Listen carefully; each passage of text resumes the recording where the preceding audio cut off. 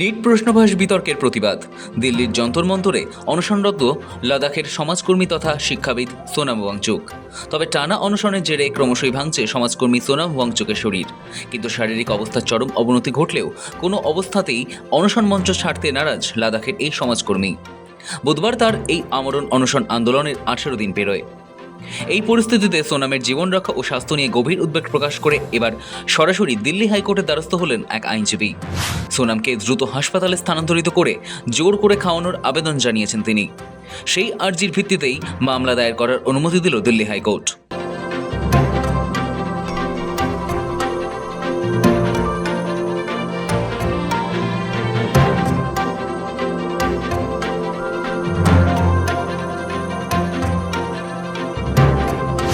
NEET প্রশ্নভাস বিতর্কের প্রতিবাদ। মেডিকেলের প্রবেশিকা পরীক্ষা নিটের প্রশ্নভাস কাণ্ডের কেন্দ্রের নীরবতা ও উদাসীনতার প্রতিবাদে দিল্লিতে আন্দোলনে নেমেছেন সোনাম ওয়াংচুক। নিট বিতর্কে কেন্দ্রীয় শিক্ষামন্ত্রী ধর্মেন্দ্র প্রধানের পদত্যাগের দাবিতে গত 20 জুন থেকে দিল্লির যন্তর মন্তরে আন্দোলন শুরু করেন জনতা ককরোচ পার্টি।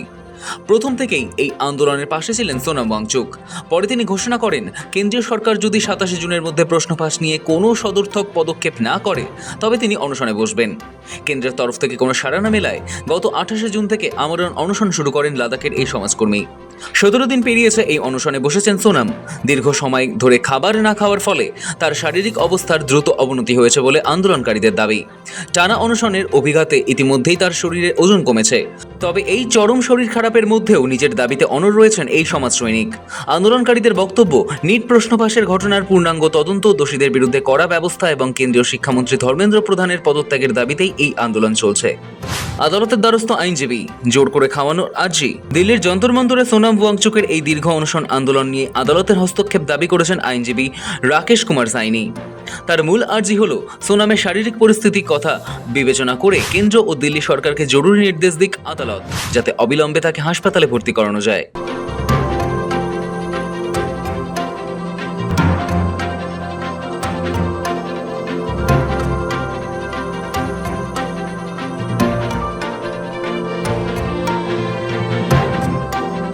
আবেদনপত্রে আইনজীবী উল্লেখ করেছেন, সোনাম ওয়াংচুককে দ্রুত কোনো সরকারি হাসপাতালে নিয়ে যাওয়া হোক। সেখানে তরল খাদ্যের মাধ্যমে মানুষের বেঁচে থাকার জন্য অত্যন্ত প্রয়োজনীয় পুষ্টি উপাদান ও ভিটামিন তাকে জোর করে খাওয়ানোর ব্যবস্থা করা হোক। একই সঙ্গে সমাজকর্মীর স্বাস্থ্যের সার্বিক উন্নতির জন্য প্রয়োজনীয় সমস্ত রকম চিকিৎসা পরিষেবা সুনিশ্চিত করার দাবিও জানানো হয়েছে ওই আবেদনে। সোনাম ওয়াংচুকের এই আন্দোলনের আগেই পাশে দাঁড়িয়েছেন সিপিএম নেতা মোহাম্মদ সেলিম। সোনামের অনশন মঞ্চে পৌঁছে গিয়েছিলেন আম আদমি পার্টির নেত্রী অতিশীও। পাশে থাকার বার্তা দিয়েছেন আম আদমি পার্টির সুপ্রিমো অরবিন্দ কেজরিওয়ালও। এবার সোনামের শারীরিক পরিস্থিতির অবনতিতে উদ্বেগ প্রকাশ করে তাকে অনশন তুলে নেওয়ার অনুরোধ করেছেন তৃণমূল সাংসদ মহুয়া মৈত্র। পাশে দাঁড়ালেন সাংসদ Sagarika ঘোষও। The Narendra Modi government does not care. The Narendra Modi government actually is incapable of caring. It is a completely inhuman government, and it is a government which is structurally incapable of responding to the needs of the people. This is because the Narendra Modi government is entirely focused on creating a make-believe world for the personality cult of Narendra Modi, projecting Narendra Modi and his diaspora rallies and those fake euphoric crowds and reading from the teleprompter. That is the obsession of this government. This government is unembarrassable. It is never embarrassed about its mistakes. Modi is never embarrassed about his mistakes. Modi is unembarrassable. All he wants to do is project himself, which is why they are incapable of responding to the needs of the people, and incapable of vision will make sure that their voice is raised strongly and constantly. ওয়াংচুকের পাশে দাঁড়িয়ে গণ অনশন ঘোষণা cockroach পার্টির। অনশনরত সোনাম ওয়াংচুকের পাশে দাঁড়িয়ে একদিনের গণ অনশন ঘোষণা করেছে ককরোচ পার্টির প্রধান অভিজিৎ দীপকে। বৃহস্পতিবার গোটা দেশের পড়ুয়াদের ওই অনশন কর্মসূচিতে অংশ নেওয়ার জন্য আহ্বান জানিয়েছেন অভিজিৎ। অনশন মঞ্চে বিশিষ্টদের উপস্থিতি।